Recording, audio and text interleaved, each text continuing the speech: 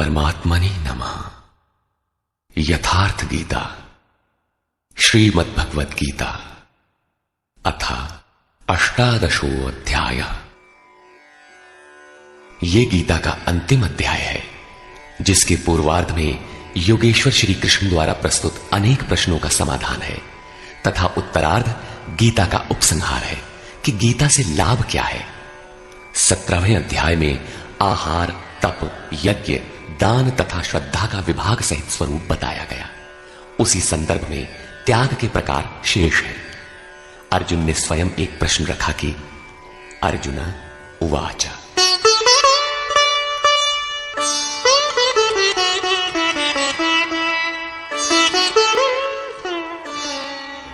सन्न्यासस्य महाबाहो तत्त्वमिच्छामि वेदितुम् त्यागस्य च ऋषिकेश पृथक् केशिनिषूदन। अर्जुन बोला, हे महाबाहो, हे हृदय के सर्वस्व, हे केशिनिषूदन, मैं सन्यास और त्याग के यथार्थ स्वरूप को पृथक पृथक जानना चाहता हूं। पूर्ण त्याग सन्यास है, जहां संकल्प और संस्कारों का भी समापन है, और इससे पहले साधना की पूर्ति के लिए उत्तरोत्तर आसक्ति का त्याग ही त्याग है। यहां दो प्रश्न है कि सन्यास के तत्व को जानना चाहता हूं और दूसरा है कि त्याग के तत्व को जानना चाहता हूं। इस पर योगेश्वर श्री कृष्ण ने कहा, श्री भगवान उवाच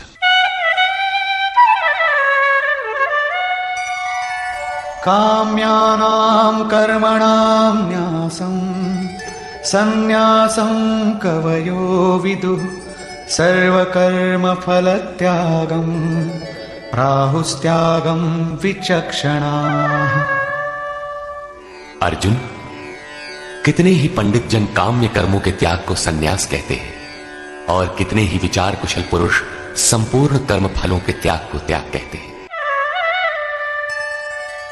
त्याज्यं दोषवदित्येके कर्म प्राहुर्मनीषिणः यज्ञदानतपः कर्म न त्याज्यमिति चापरे।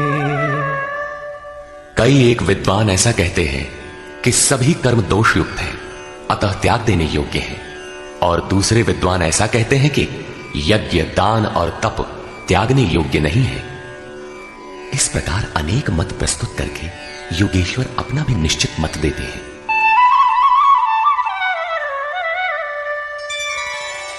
निश्चयं शृणु मे तत्र त्यागे भरत सत्तम त्यागो हि पुरुषौ व्याघ्र त्रिविधः संप्रकीर्तितः। हे अर्जुन, उस त्याग के विषय में तू मेरे निश्चय को सुन। हे पुरुष श्रेष्ठ, वो त्याग 3 प्रकार का कहा गया है। यज्ञदान तपः कर्म न त्याज्यं कार्यमेव तत् यज्ञोदानं तपश्चैव पावनानि मनीषिणाम्। यज्ञ, दान और तप, ये 3 प्रकार के कर्म त्यागने योग्य नहीं है। इन्हें तो करना ही चाहिए, क्योंकि यज्ञ, दान और तप तीनों ही पुरुषों को पवित्र करने वाले हैं। श्री कृष्ण ने 4 प्रचलित मतों का उल्लेख किया। पहला, काम्य कर्मों का त्याग, दूसरा, संपूर्ण कर्म फलों का त्याग, तीसरा, दोष युक्त होने के कारण सभी कर्मों का त्याग, और चौथा मत था यज्ञ, दान और तप त्यागने योग्य नहीं है। उनमें से एक मत से अपनी सहमति प्रकट करते हुए कहा कि अर्जुन, मेरा भी यह निश्चित किया हुआ मत है कि यज्ञ, दान और तप रूप क्रिया त्यागने योग्य नहीं है। इससे सिद्ध है कि कृष्ण काल में भी कई मत प्रचलित थे, जिनमें एक यथार्थ था। उस काल में भी कई मत थे, आज भी है। महापुरुष जब दुनिया में आता है तो कई मतांतरों में से कल्याणकारी मत को निकालकर सामने खड़ा कर देता है। प्रत्येक महापुरुष ने यही किया है। श्री कृष्ण ने भी यही किया। उन्होंने कोई नया मार्ग नहीं बताया, बल्कि प्रचलित कई मतों के बीच सत्य को समर्थन देकर उसे स्पष्ट कर दिया। एतान्यपि तु कर्माणि संगम त्यक्त्वा फलानि च कर्तव्यानीति मे पार्थ निश्चितं मतमुत्तमम्। योगेश्वर श्री कृष्ण बल देकर कहते हैं, पार्थ, यज्ञ, दान और तप रूप कर्म आसक्ति और फल को त्याग कर अवश्य करना चाहिए। यह मेरा निश्चय किया हुआ उत्तम मत है। अब अर्जुन के प्रश्न के अनुसार वे त्याग का विश्लेषण करते हैं। नियतस्य तु सन्न्यासः कर्मणो नोपपद्यते मोहात् तस्य परित्यागस्तामसः परिकीर्तितः। हे अर्जुन, नियत कर्म, श्री कृष्ण के शब्दों में नियत कर्म एक ही है, यज्ञ की प्रक्रिया। इस नियत शब्द को 8-10 बार योगेश्वर ने कहा। इस पर बार बार बल दिया कि कहीं साधक भटक कर दूसरा न करने लगे। इस शास्त्र विधि से निर्धारित कर्म का त्याग करना उचित नहीं। मोह से उसका त्याग करना तामस त्याग कहा गया है। सांसारिक विषय वस्तुओं की आसक्ति में फंसकर कार्यम कर्म अर्थात नियत कर्म एक दूसरे के पूरक है। इनका त्याग तामसी है। ऐसा पुरुष अधः गच्छति, कीट पतंग पर्यंत अधम योनियों में जाता है, क्योंकि उसने भजन की प्रवृत्तियों का त्याग कर दिया। अब राजस त्याग के विषय में बताते हैं। दुःखमित्येव यत्कर्म काय क्लेश भयात् त्यजेत् सकृत्वा राजसं त्यागं नैव त्यागफलं लभेत्। कर्म को दुखमय समझकर शारीरिक क्लेश के भय से उसका त्याग करने वाला व्यक्ति राजस त्याग को करके भी त्याग के फल को प्राप्त नहीं होता। जिससे भजन पार न लगे और काय क्लेश भयात्, इस भय से कर्म को त्याग दे कि शरीर को कष्ट होगा, उस मनुष्य का त्याग राजसी है। उसे त्याग का फल परम शांति नहीं प्राप्त होती। तथा कार्यमित्येव यत्कर्म नियतं क्रियते अर्जुन संगं त्यक्त्वा फलं चैव सत्यागः सात्विको मतः। हे अर्जुन, करना कर्तव्य है ऐसा समझकर जो नियतम शास्त्र विधि से निर्धारित किया हुआ कर्म संग दोष और फल को त्याग कर किया जाता है, वही सात्विक त्याग है। अतः नियत कर्म करें और इसके सिवाय जो कुछ है उसका त्याग कर दें। ये नियत कर्म भी क्या करते ही रहेंगे या कभी इसका भी त्याग होगा? इस पर कहते हैं, अब अंतिम त्याग का रूप देखें।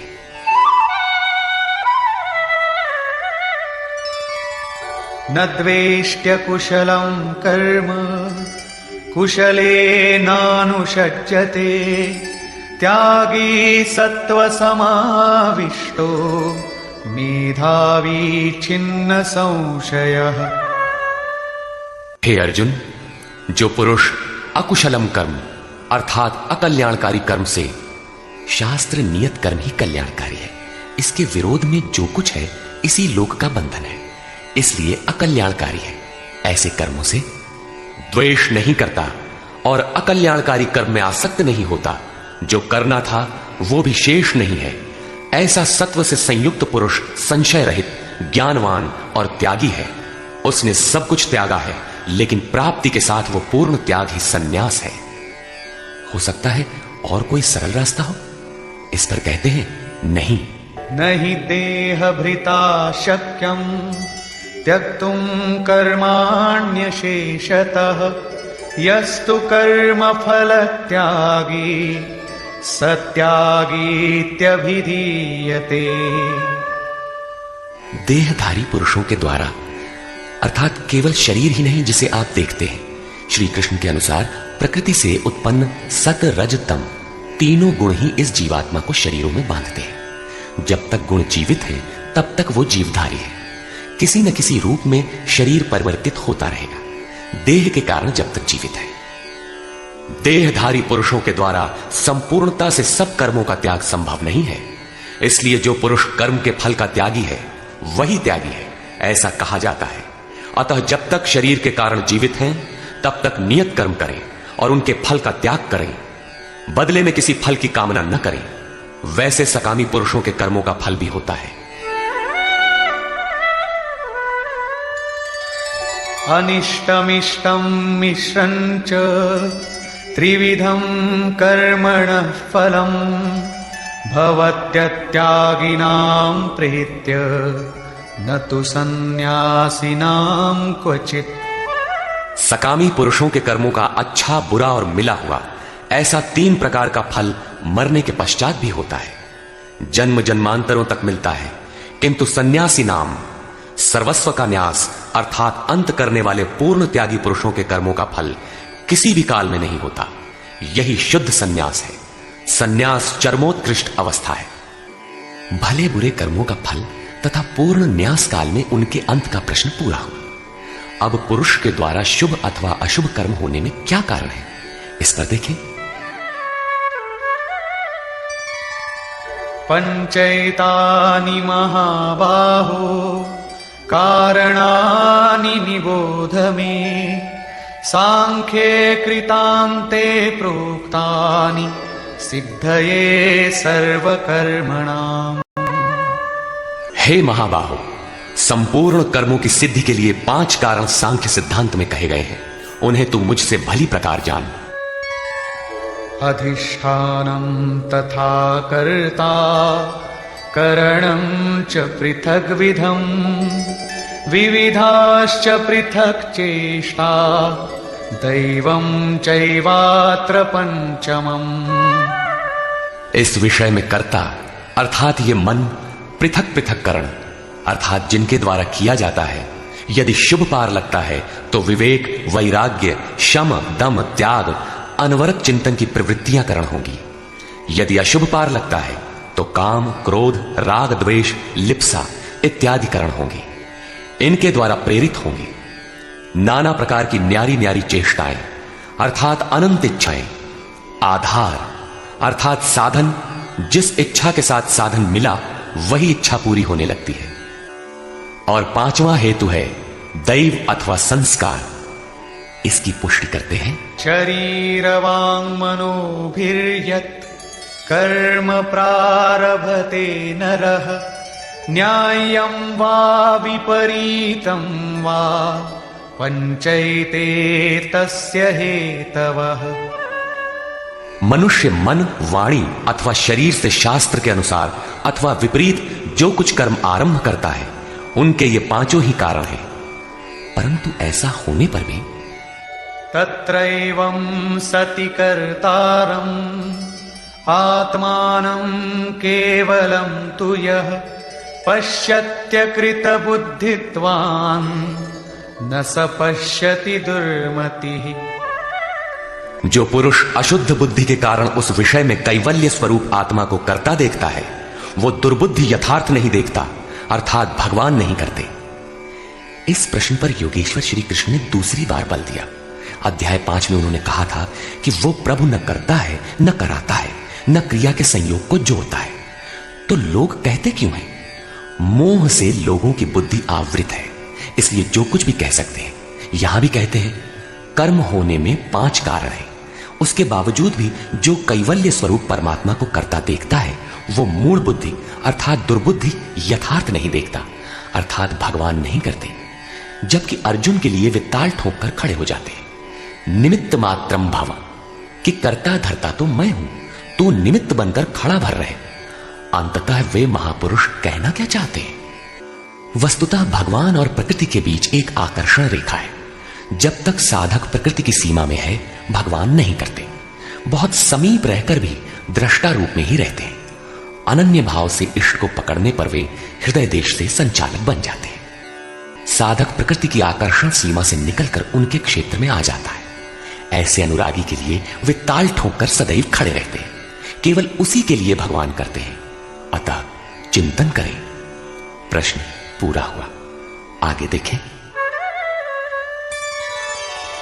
यस्य नाहं कृतो भावो बुद्धिर्यस्य न लिप्यते हत्वापि स इमान् लोकान् न हन्ति न निबध्यते।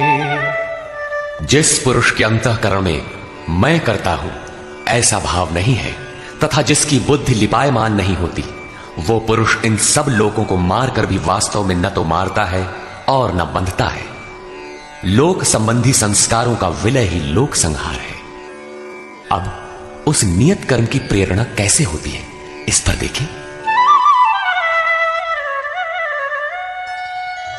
ज्ञानम ज्ञेयं परिज्ञाता त्रिविधा कर्म चोदना करणं कर्म कर्तेति त्रिविधः कर्म संग्रहः।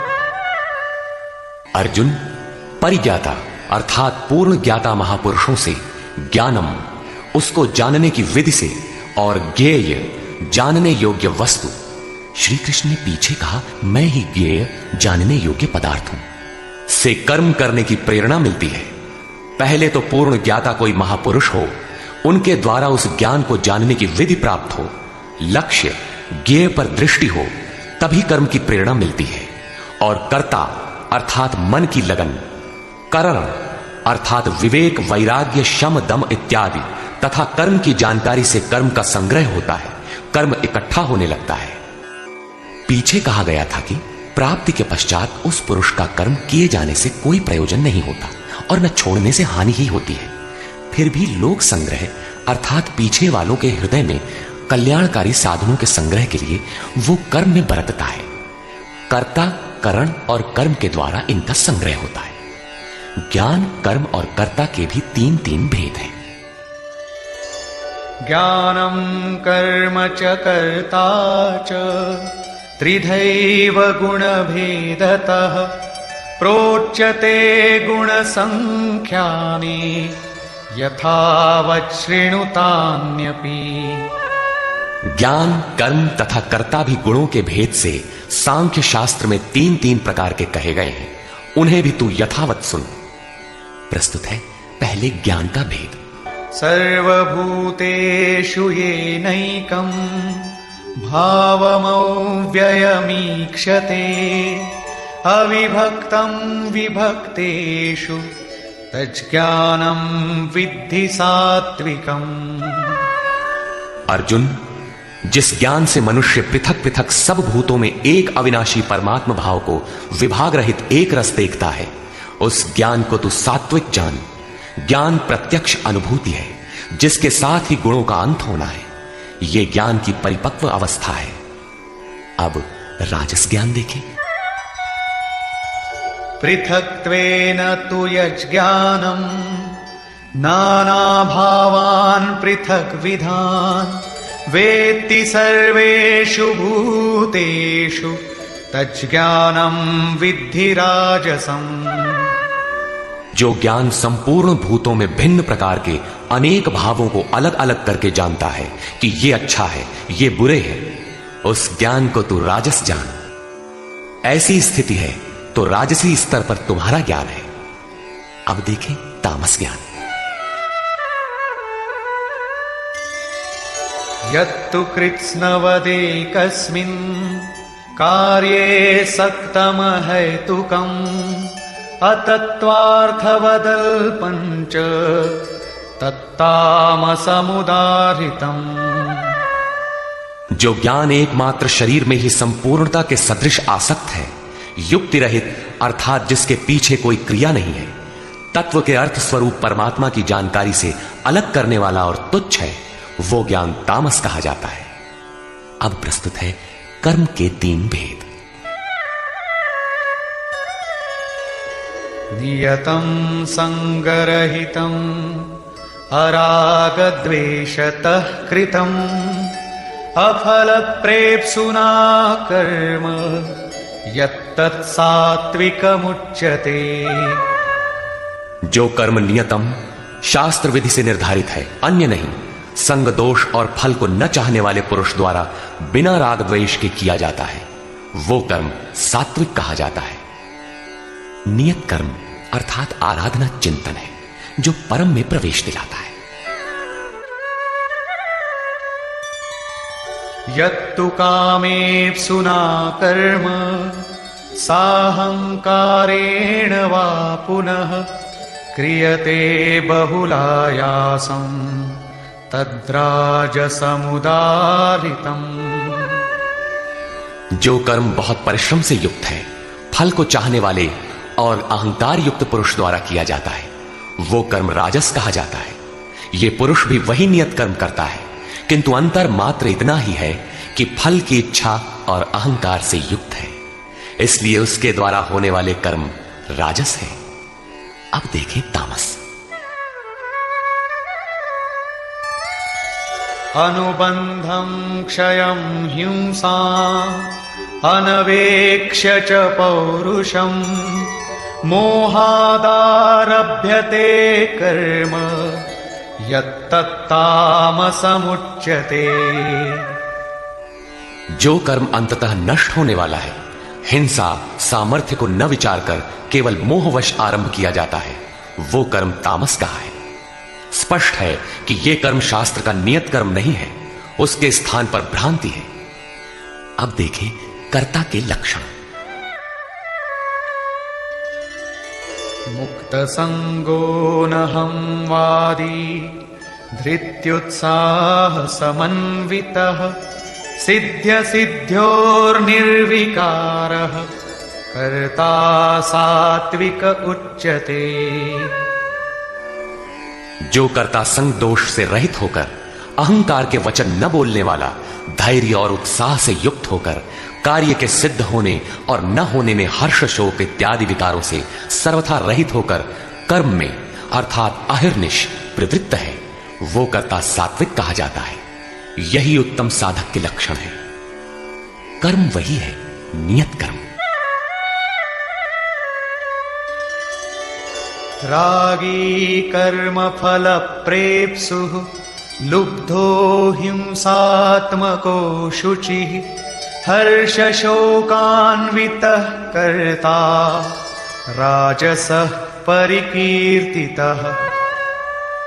आसक्ति युक्त कर्मों के फल को चाहने वाला, लोलुप, आत्माओं को कष्ट देने वाला, अपवित्र और हर्ष शोक से जो लिप्त है, वो कर्ता राजस कहा गया है।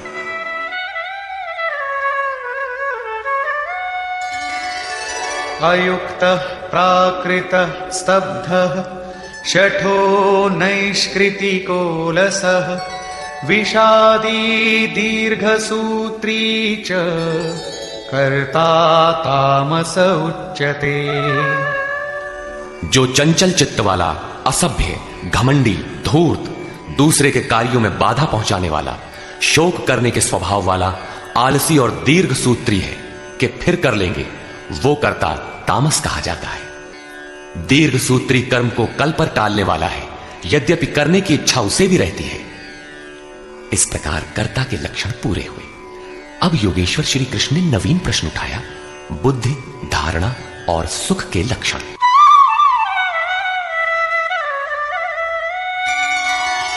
बुद्धेर्भेदं धृतेश्चैव गुणतस्त्रिविधं शृणु प्रोच्यमानमशेषेण पृथक्त्वेन धनंजय। धनंजय, बुद्धि और धारणा शक्ति का भी गुणों के कारण 3 प्रकार का भेद संपूर्णता से विभाग पूर्वक मुझसे सुन। प्रवृत्तिं च निवृत्तिं च कार्याकार्ये भयाभये बंधं मोक्षं च या वेत्ति बुद्धि सा पार्थ सात्विकी। पार्थ, प्रवृत्ति और निवृत्ति को, कर्तव्य और अकर्तव्य को, भय और अभय को तथा बंधन और मोक्ष को जो बुद्धि यथार्थ जानती है, वो बुद्धि सात्विकी है। अर्थात परमात्मा पथ, आवागमन पथ दोनों की भली प्रकार जानकारी सात्विक बुद्धि है। यथा यया धर्ममधर्मं च कार्यं चाकार्यमेव च अयथावत् प्रजानाति बुद्धिः सा पार्थ राजसी। पार्थ, जिस बुद्धि द्वारा मनुष्य धर्म और अधर्म को तथा कर्तव्य और अकर्तव्य को भी यथावत नहीं जानता, अधूरा जानता है, वो बुद्धि राजसी है। अब तामसी बुद्धि का स्वरूप देखें।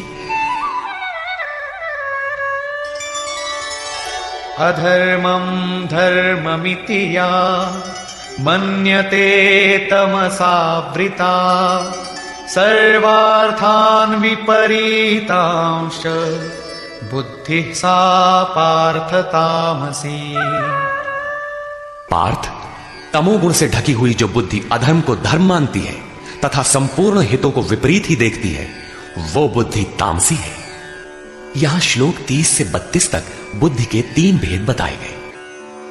पहली बुद्धि तो किस कार्य से निवृत्त होना है और किसमें प्रवृत्त होना है, कौन कर्तव्य है और कौन अकर्तव्य है, इसकी भली प्रकार जानकारी रखती है, वो बुद्धि सात्विक है। जो कर्तव्य अकर्तव्य को धूमिल ढंग से जानती है, यथार्थ नहीं जानती, वो राजसी बुद्धि है। और अधर्म को धर्म, नश्वर को शाश्वत तथा हित को अहित, इस प्रकार विपरीत जानकारी वाली बुद्धि तामसी है। इस प्रकार बुद्धि के भेद समाप्त हुए। अब प्रस्तुत है दूसरा प्रश्न। धृति, धारणा के 3 भेद।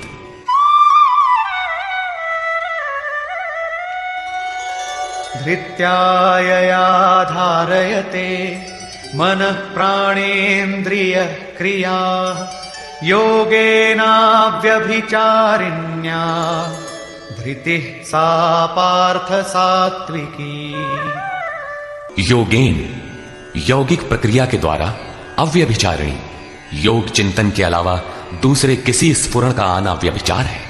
चित्त का बहक जाना व्यभिचार है। अतः ऐसी अव्यभिचारिणी धारणा से मनुष्य मन, प्राण और इंद्रियों की क्रिया को जो धारण करता है, वो धारणा सात्विकी है। अर्थात मन, प्राण और इंद्रियों को इष्ट की दिशा में मोड़ना ही सात्विक धारणा है।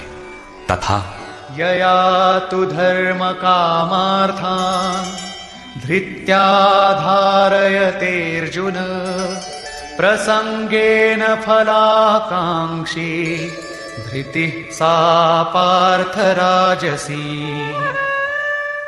हे पार्थ, फल की इच्छा वाला मनुष्य अति आसक्ति से जिस धारणा के द्वारा केवल धर्म, अर्थ और काम को धारण करता है, अर्थात मोक्ष को नहीं, वो धारणा राजसी है।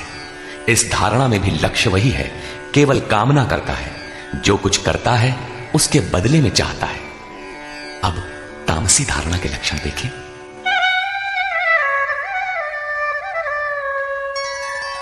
यया स्वप्नं भयं शोकं विषादं मदमेव च न विमुञ्चति दुर्मेधा धृतिः सा पार्थ तामसी।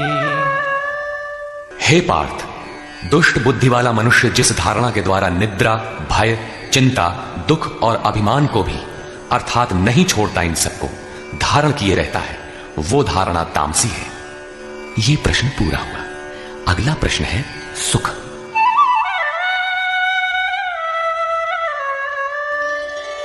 सुखं त्विदानीं त्रिविधं शृणु मे भरतर्षभ अभ्यासाद्रमते यत्र दुःखान्तं च निगच्छति। अर्जुन, अब सुख भी 3 प्रकार का मुझसे सुन। उनमें से जिस सुख में साधक अभ्यास से रमण करता है, अर्थात चित्त को समेटकर इष्ट में रमण करता है, और जो दुखों का अंत करने वाला है, तथा यत्तदग्रे विषमिव परिणामे मृतोपमं तत्सुखं सात्विकं प्रोक्तम् आत्मबुद्धिप्रसादजम्। उपर्युक्त सुख साधन के आरंभ काल में ही यद्यपि विष के सदृश लगता है, प्रहलाद को सूली पर चढ़ाया गया, मीरा को विष मिला। कबीर कहते हैं, सुखिया सब संसार है, खाए और सोवे, दुखिया दास कबीर है, जागे और रोवे। अतः आरंभ में विष जैसा भासता है, परंतु परिणाम में अमृत तुल्य है, अमृत तत्व को दिलाने वाला है। अतः आत्म विषयक बुद्धि के प्रसाद से उत्पन्न हुआ सुख सात्विक कहा गया है। तथा विषयेन्द्रिय संयोगात् यत्तदग्रे मृतोपमम् परिणामे विषमिव तत्सुखं राजसं स्मृतम्। जो सुख विषय और इंद्रियों के संयोग से होता है वो यद्यपि भोग काल में अमृत के सदृश लगता है, किंतु परिणाम में विष के सदृश है, क्योंकि जन्म मृत्यु का कारण है। वो सुख राजस कहा गया है। तथा यदग्रे चानुबंधे च सुखं मोहनमात्मनः निद्रालस्य प्रमादोत्थं तत्तामसमुदारितम्। जो सुख भोग काल और परिणाम में भी आत्मा को मोह में डालने वाला है, निद्रा या निशा सर्वभूतानाम, जगत की निशा में अचेत रखने वाला है, आलस्य और व्यर्थ की चेष्टाओं से उत्पन्न वो सुख तामस कहा गया है। अब योगेश्वर श्री कृष्ण गुणों की पहुंच बताते हैं। न तदस्ति पृथिव्यां वा दिवि देवेषु वा पुनः सत्वं प्रकृतिजैर्मुक्तं यदेभिः स्यात् त्रिभिर्गुणैः। अर्जुन, पृथ्वी में, स्वर्ग में अथवा देवताओं में ऐसा कोई भी प्राणी नहीं जो प्रकृति से उत्पन्न हुए तीनों गुणों से रहित हो, अर्थात ब्रह्मा से लेकर कीट पतंग यावन मात्र जगत क्षणभंगुर मरने जीने वाला है, तीनों गुणों के अंतर्गत है, अर्थात देवता भी तीनों गुणों का विकार है, नश्वर है। यहां वाय देवताओं को योगेश्वर ने चौथी बार लिया। अध्याय 7, 9, 17 तथा यहां 18वें अध्याय में इन सब का एक ही अर्थ है कि देवता तीनों गुणों के अंतर्गत है। जो इन्हें भजता है नश्वर की पूजा करता है। भागवत में भी श्री ऋषभ देव जी के 9 योगीश्वर पुत्रों का प्रसिद्ध आख्यान है, जिसमें उपदेश देते हुए कहते हैं कि स्त्री पुरुष में प्रेम के लिए शंकर पार्वती की, आरोग्य के लिए अश्विनी कुमारों की, विजय के लिए इंद्र की तथा धन के लिए कुबेर की पूजा करें। इसी तरह विविध कामनाएं बताकर अंत में निर्णय देते हैं कि संपूर्ण कामनाओं की पूर्ति और मोक्ष के लिए तो एकमात्र नारायण की ही पूजा करनी चाहिए। तुलसी मूलहि सींचिए फूलई फलई अघाई। अस्तु, सर्वव्यापक प्रभु का स्मरण करें, जिसकी पूर्ति के लिए सद्गुरु की शरण, निष्कपट भाव से प्रश्न और सेवा एकमात्र उपाय है। आसुरी और दैवी संपद अंतःकरण की 2 वृत्तियां हैं, जिसमें दैवी संपद परम देव परमात्मा का दिग्दर्शन कराती है, इसलिए दैवी कही जाती है, किंतु ये भी तीनों गुणों के ही अंतर्गत है। गुण शांत होने के पश्चात इनकी भी शांति हो जाती है। तत्पश्चात उस आत्म तृप्त योगी के लिए कोई भी कर्तव्य शेष नहीं रह जाता। अब प्रस्तुत है पीछे से आरंभ हुआ प्रश्न, वर्ण व्यवस्था। वर्ण जन्म प्रधान है अथवा कर्मों से पाई जाने वाली अंतःकरण की योग्यता का नाम है। इस पर देखें। ब्राह्मण क्षत्रिय विशां शूद्राणां च परन्तप कर्माणि प्रविभक्तानि स्वभाव प्रभवैर्गुणैः। हे परंतप, ब्राह्मण, क्षत्रिय, वैश्य और शूद्रों के कर्म स्वभाव से उत्पन्न गुणों द्वारा विभक्त किए गए हैं। स्वभाव में सात्विक गुण होगा तो आप में निर्मलता होगी, ध्यान समाधि की क्षमता होगी। तामसी गुण होगा तो आलस्य, निद्रा, प्रमाद रहेगा। उसी स्तर से आपसे कर्म भी होगा। जो गुण कार्यरत है वही आपका वर्ण है, स्वरूप है।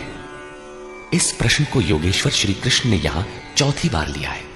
अध्याय 2 में इन 4 वर्णों में से एक क्षत्रिय का नाम लिया कि क्षत्रिय के लिए युद्ध से श्रेयतर कोई मार्ग नहीं है।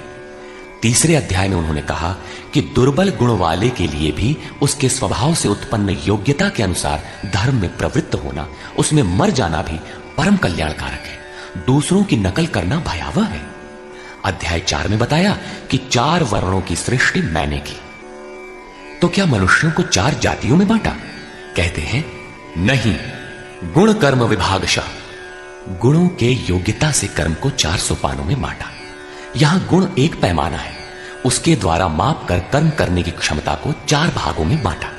श्री कृष्ण के शब्दों में कर्म एकमात्र अव्यक्त पुरुष के प्राप्ति की क्रिया है। ईश्वर प्राप्ति का आचरण आराधना है, जिसकी शुरुआत मात्र एक इष्ट में श्रद्धा से है। चिंतन की विधि विशेष है जिसे पीछे बताए हैं।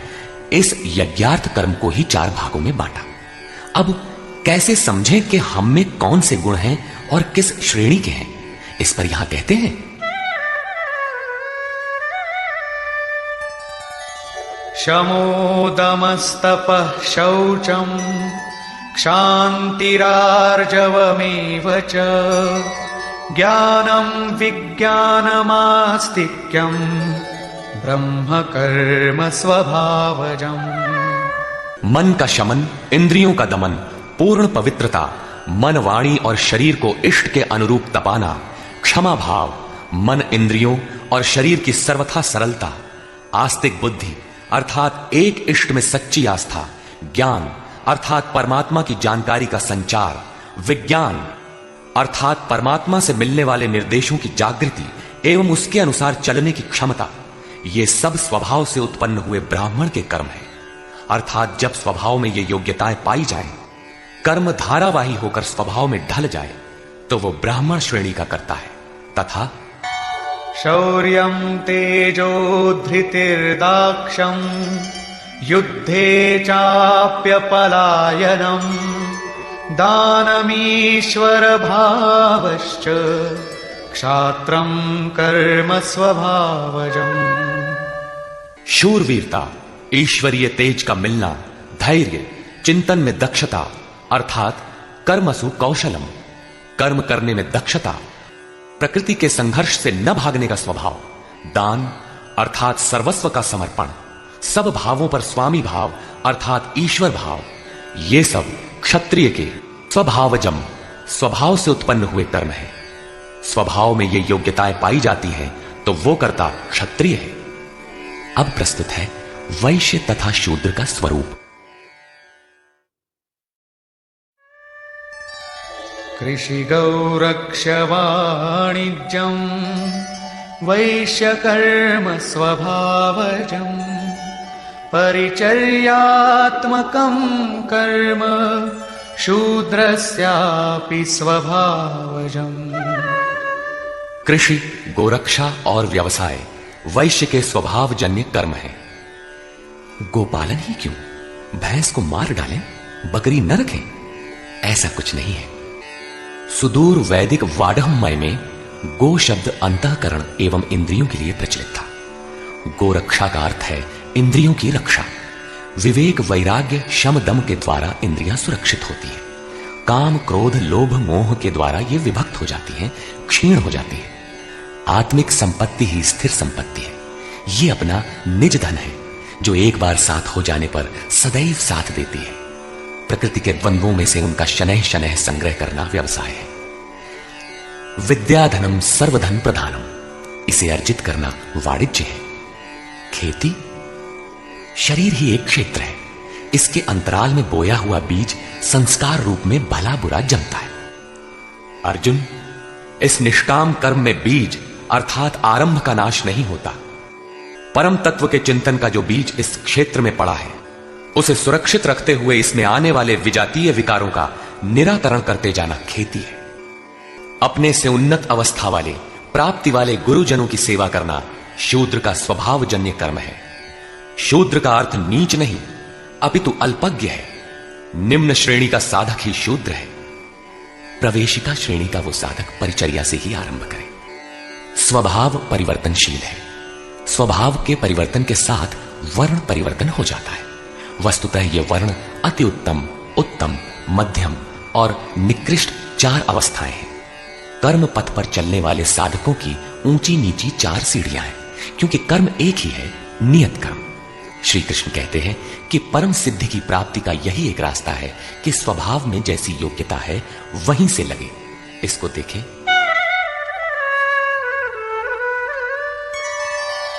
स्वे स्वे कर्मण्यभिरतः संसिद्धिं लभते नरः स्वकर्मनिरतः सिद्धिं यथा विन्दति तच्छृणु।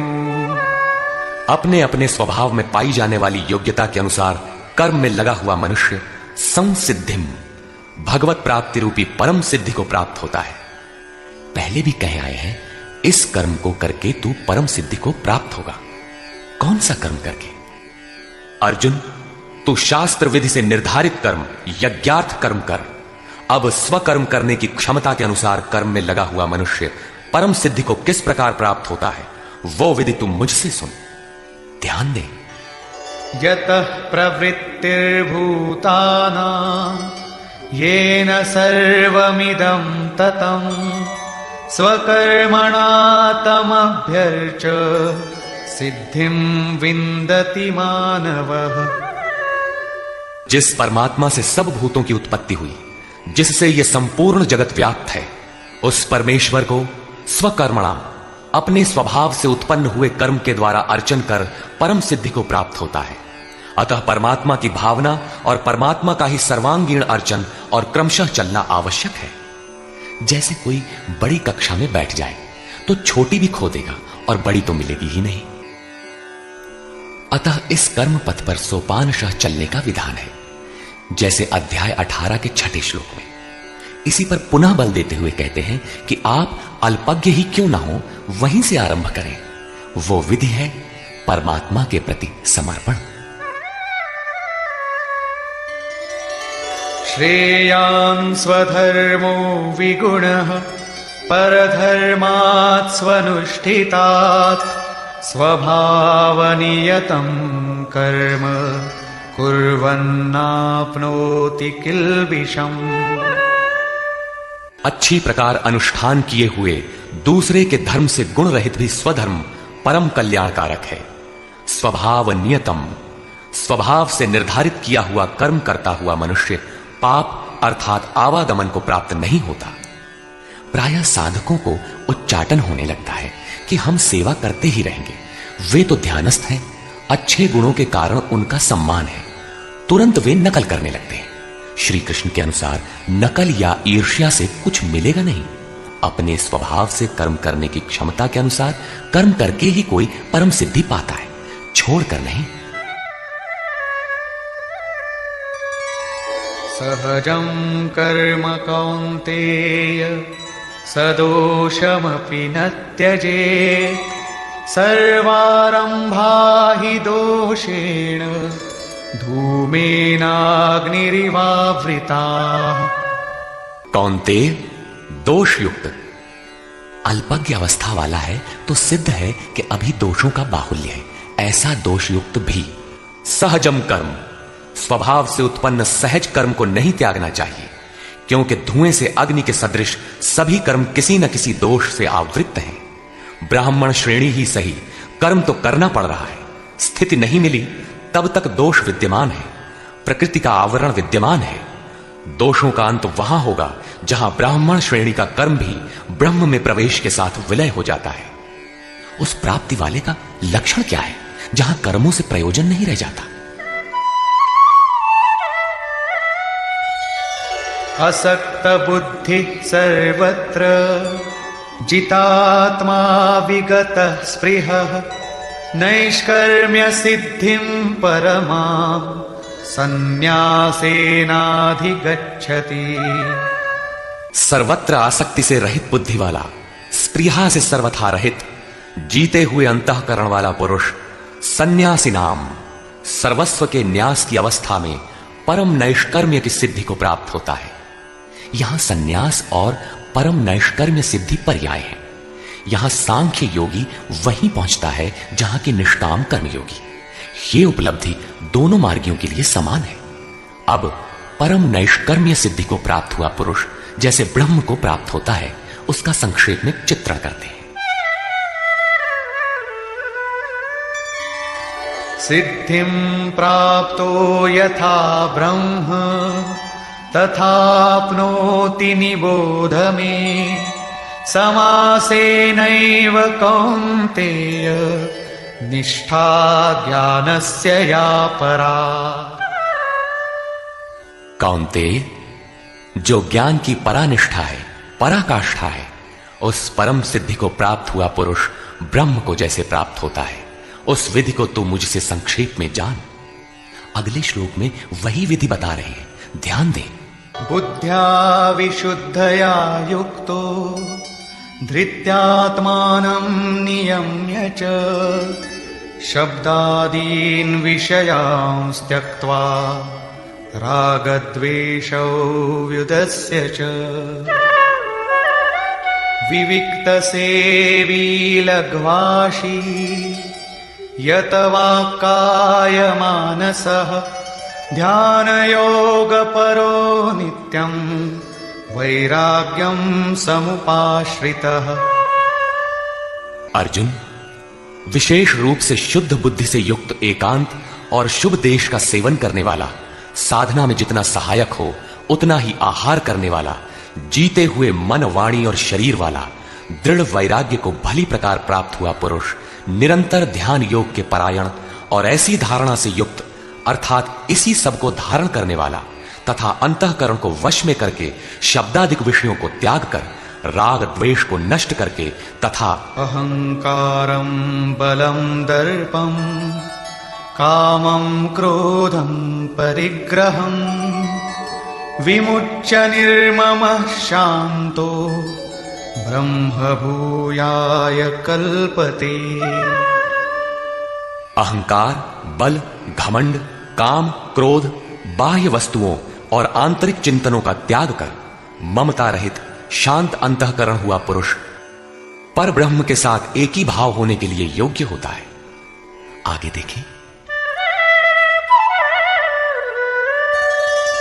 ब्रह्मभूतः प्रसन्नात्मा न शोचति न कांक्षति समः सर्वेषु भूतेषु मद्भक्तिं लभते पराम्।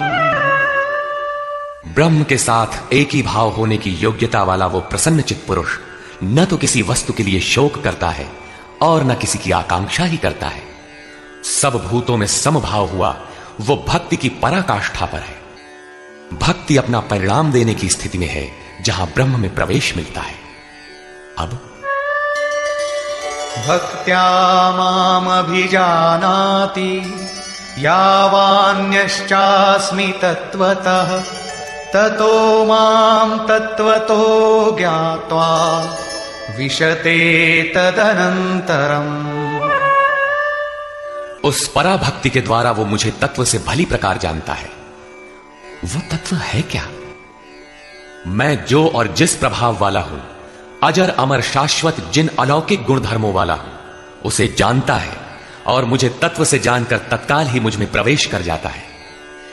प्राप्ति काल में तो भगवान दिखाई पड़ते हैं और प्राप्ति के ठीक बाद तत्क्षण वो अपने ही आत्म स्वरूप को उन ईश्वरीय गुणधर्मों से युक्त पाता है कि आत्मा ही अजर अमर शाश्वत अव्यक्त और सनातन है। अहंकार, बल, दर्प, काम, क्रोध, मद, मोह इत्यादि प्रकृति में गिराने वाले विकार जब सर्वथा शांत हो जाते हैं और विवेक, वैराग्य, शम, दम, एकांत सेवन, ध्यान इत्यादि ब्रह्म में प्रवेश दिलाने वाली योग्यताएं जब पूर्णतया परिपक्व हो जाती हैं, उस समय वो ब्रह्म को जानने योग्य होता है। उस योग्यता का नाम ही पराभक्ति है। इसी योग्यता द्वारा वो तत्व को जानता है। तत्व है क्या? मुझे जानता है। भगवान जो है, जिन विभूतियों से युक्त है, उसे जानता है और मुझे जानकर तत्क्षण मुझ में ही स्थित हो जाता है। अर्थात ब्रह्म, तत्व, ईश्वर, परमात्मा और आत्मा एक दूसरे के पर्याय हैं। एक की जानकारी के साथ ही इन सब की जानकारी हो जाती है। यही परम सिद्धि, परम गति, परम धाम भी है। अतः गीता का दृढ़ निश्चय है कि सन्यास और निष्काम कर्मयोग दोनों ही परिस्थितियों में परम नैष्कर्म्य सिद्धि को पाने के लिए नियत कर्म अर्थात चिंतन अनिवार्य है। अब तक तो सन्यासी के लिए भजन चिंतन पर बल दिया और अब समर्पण कहकर उसी वार्ता को निष्काम कर्मयोगी के लिए भी कहते हैं। सर्वकर्माण्यपि सदा कुर्वाणो मद्व्यपाश्रयः मत्प्रसादादवाप्नोति शाश्वतं पदमव्ययम्। मुझ पर विशेष रूप से आश्रित हुआ पुरुष संपूर्ण कर्मों को सदा करता हुआ, लेश मात्र भी त्रुटि न रखकर करता हुआ, मेरे कृपा प्रसाद से शाश्वत अविनाशी परम पद को प्राप्त होता है। कर्म वही है नियत कर्म, यज्ञ की प्रक्रिया। पूर्ण योगेश्वर सद्गुरु के आश्रित साधक उनके कृपा प्रसाद से शीघ्र पा जाता है, अतः उसे पाने के लिए समर्पण आवश्यक है। चेतसा सर्वकर्माणि मयि सन्न्यस्य मत्परः बुद्धियोगमुपाश्रित्य मच्चित्तः सततं भव। अतः अर्जुन, संपूर्ण कर्मों को अर्थात जितना कुछ तुझसे बन पड़ता है, मन से मुझे अर्पित करके अपने भरोसे नहीं बल्कि मुझे समर्पण करके मेरे परायण हुआ बुद्धि योग अर्थात योग की बुद्धि का अवलंबन करके निरंतर मुझ में चित्त को लगा। योग एक ही है जो सर्वथा दुखों का अंत करने वाला और परम तत्व परमात्मा में प्रवेश दिलाने वाला है। उसकी क्रिया भी एक ही है, यज्ञ की प्रक्रिया जो मन तथा इंद्रियों के संयम, श्वास प्रश्वास तथा ध्यान इत्यादि पर निर्भर है, जिसका परिणाम भी एक ही है, यान्ति ब्रह्म सनातनम। इसी पर आगे कहते हैं,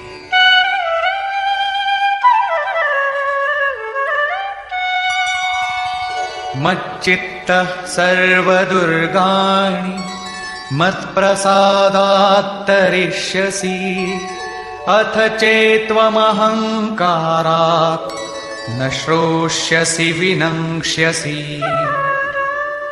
इस प्रकार मुझ में निरंतर चित्त को लगाने वाला होकर तू मेरी कृपा से मन और इंद्रियों के संपूर्ण दुर्गों को अनायास ही तर जाएगा। इंद्रिन द्वार झरोखा नाना, तह तह सुर बैठे करी थाना। आवत देखहि विषय वयारी, ते हठि देह कपाट उघारी। ये ही दुर्जय दुर्ग है, मेरी कृपा से तू इन बाधाओं का अतिक्रमण कर जाएगा, किंतु अहंकारवश यदि तू मेरे वचनों को नहीं सुनेगा तो विनष्ट हो जाएगा, परमार्थ से च्युत हो जाएगा। पुनः इसी पर बल देते हैं, यदहंकारमाश्रित्य न योत्स्य इति मन्यसे मिथ्यैष व्यवसायस्ते प्रकृतिस्त्वां नियोक्ष्यति। जो तू अहंकार का आश्रय लेकर ऐसा मानता है कि युद्ध नहीं करूंगा, तो ये तेरा निश्चय मिथ्या है, क्योंकि तेरा स्वभाव तुझे बलात् युद्ध में लगा देगा। स्वभावजेन कौन्तेय निबद्ध स्वेन कर्मणा कर्तुं नेच्छसि यन्मोहात् करिष्यस्य वशोऽपि तत्। कौन्तेय, मोहवश तू जिस कर्म को नहीं करना चाहता उसको भी अपने स्वभाव से उत्पन्न हुए कर्म से बंधा हुआ परवश होकर करेगा। प्रकृति के संघर्ष से न भागने का तुम्हारा क्षत्रिय श्रेणी का स्वभाव तुम्हें बरबस कर्म में लगाएगा। प्रश्न पूरा हुआ। अब वो ईश्वर रहता कहां है, इस पर कहते हैं, ईश्वरः सर्वभूतानां हृद्देशेऽर्जुन तिष्ठति भ्रामयन् सर्वभूतानि यन्त्रारूढानि मायया। अर्जुन, वो ईश्वर संपूर्ण भूत प्राणियों के हृदय देश में निवास करता है। इतना समीप है तो लोग जानते क्यों नहीं? माया रूपी यंत्र में आरूढ़ होकर सब लोग भ्रमवश चक्कर लगाते ही रहते हैं, इसलिए नहीं जानते। ये यंत्र बड़ा बाधक है जो बार बार नश्वर कलेवरों अर्थात शरीरों में घुमाता रहता है। तो शरण किसकी लें? तमेव शरणं गच्छ सर्वभावेन भारत तत्प्रसादात् परां शान्तिं स्थानं प्राप्स्यसि शाश्वतम्। इसलिए हे भारत, संपूर्ण भाव से उस ईश्वर की जो हृदय देश में स्थित है अनन्य शरण को प्राप्त हो। उनके कृपा प्रसाद से तू परम शांति शाश्वत परम धाम को प्राप्त होगा। अतः ध्यान करना है तो हृदय देश में करें। ईश्वर का निवास स्थान हृदय है। भागवत के चतुर्श्लोकी गीता का सारांश भी यही है कि वैसे तो मैं सर्वत्र हूं, किंतु प्राप्त होता हूं तो हृदय देश में ध्यान करने से ही। इति ते ज्ञानमाख्यातं गुह्याद् गुह्यतरं मया विमृश्यैतदशेषेण यथेच्छसि तथा कुरु। इस प्रकार बस इतना ही गोपनीय से भी अति गोपनीय ज्ञान मैंने तेरे लिए कहा है। इस विधि से संपूर्ण रूप से विचार कर, फिर तू जैसा चाहता है वैसा कर। सत्य यही है, शोध की स्थली यही है, प्राप्ति की स्थली भी यही है। किंतु हृदय स्थित ईश्वर दिखाई नहीं देता, इस पर उपाय बताते हैं। सर्वगुह्यतमं भूयः शृणु मे परमं वचः। इष्टोऽसि मे दृढमिति ततो वक्ष्यामि ते हितम्। अर्जुन, संपूर्ण गोपनीय से भी अति गोपनीय मेरे रहस्य युक्त वचन को तू फिर भी सुन। कहा है किंतु फिर सुन।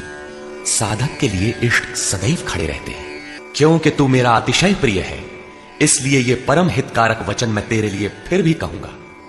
वो है क्या? मन्मना भव मद्भक्तो मद्याजी मां नमस्कुरु। मामे वैष्यसि सत्यं ते प्रतिजाने प्रियोऽसि मे। अर्जुन, तू मेरे में ही अनन्य मन वाला हो, मेरा अनन्य भक्त हो, मेरे प्रति श्रद्धा से पूर्ण हो। मेरे समर्पण में अश्रुपात होने लगे। मेरे को ही नमन कर। ऐसा करने से तू मेरे को ही प्राप्त होगा। ये मैं तेरे लिए सत्य प्रतिज्ञा करके कहता हूं, क्योंकि तू मेरा अत्यंत प्रिय है। पीछे बताया ईश्वर हृदय देश में है, उसकी शरण में जा। यहां कहते हैं मेरी शरण आ। ये अति गोपनीय रहस्य युक्त वचन सुन कि मेरी शरण आओ। वास्तव में योगेश्वर श्री कृष्ण कहना क्या चाहते हैं? यही कि साधक के लिए सद्गुरु की शरण नितांत आवश्यक है। श्री कृष्ण एक पूर्ण योगेश्वर थे। अब समर्पण की विधि बताते हैं। सर्वधर्मान् परित्यज्य मामेकं शरणं व्रज। अहं त्वा सर्वपापेभ्यो मोक्षयिष्यामि मा शुचः। संपूर्ण धर्मों को त्याग कर, अर्थात मैं ब्राह्मण श्रेणी का करता हूं या शूद्र श्रेणी का, क्षत्रिय हूं अथवा वैश्य, इसके विचार को त्याग कर केवल एक मेरी अनन्य शरण को प्राप्त हो। मैं तुझे संपूर्ण पापों से मुक्त करा दूंगा। तू शोक मत कर। इन सब ब्राह्मण क्षत्रिय इत्यादि वर्णों का विचार न कर कि इस कर्म पथ में किस स्तर का हूं। जो अनन्य भाव से शरण हो जाता है, सिवाय इष्ट के अन्य किसी को नहीं देखता, उसके क्रमशः वर्ण परिवर्तन, उत्थान तथा पूर्ण पापों से निवृत्ति अर्थात मोक्ष की जिम्मेदारी वो इष्ट सद्गुरु स्वयं अपने हाथों में ले लेते हैं। प्रत्येक महापुरुष ने यही कहा। शास्त्र जब लिखने में आ जाता है तो लगता है कि यह सबके लिए है, किंतु है वस्तुतः श्रद्धावान के लिए ही। अर्जुन अधिकारी था, अतः उसे बल देकर कहा। अब योगेश्वर स्वयं निर्णय देते हैं कि इसके अधिकारी कौन है। इदन्ते ना तपस्काय ना भक्ताय कदाचन न चाशुश्रूषवे वाच्यं न च मां योऽभ्यसूयति। अर्जुन, इस प्रकार तेरे हित के लिए कहे हुए इस गीता के उपदेश को किसी काल में भूल कर भी न तो तप रहित मनुष्य के प्रति कहना चाहिए, न भक्ति रहित के प्रति कहना चाहिए, न बिना सुनने की इच्छा वाले के प्रति कहना चाहिए। और जो मेरी निंदा करता है, ये दोष है, वो दोष है, इस प्रकार झूठी आलोचना करता है, उसके प्रति भी नहीं कहना चाहिए। महापुरुष ही तो थे जिनके समक्ष स्तुतिकर्ताओं के साथ साथ कतिपय निंदक भी रहे होंगे। इनसे तो नहीं कहना चाहिए, किंतु प्रश्न स्वाभाविक है कि कहा किससे जाए। इस पर देखें। यैमं परमं गुह्यं मद्भक्तेष्वभिधास्यति भक्तिं मयि परां कृत्वा मामे वैष्यत्य संशयः। जो मनुष्य मुझ में परम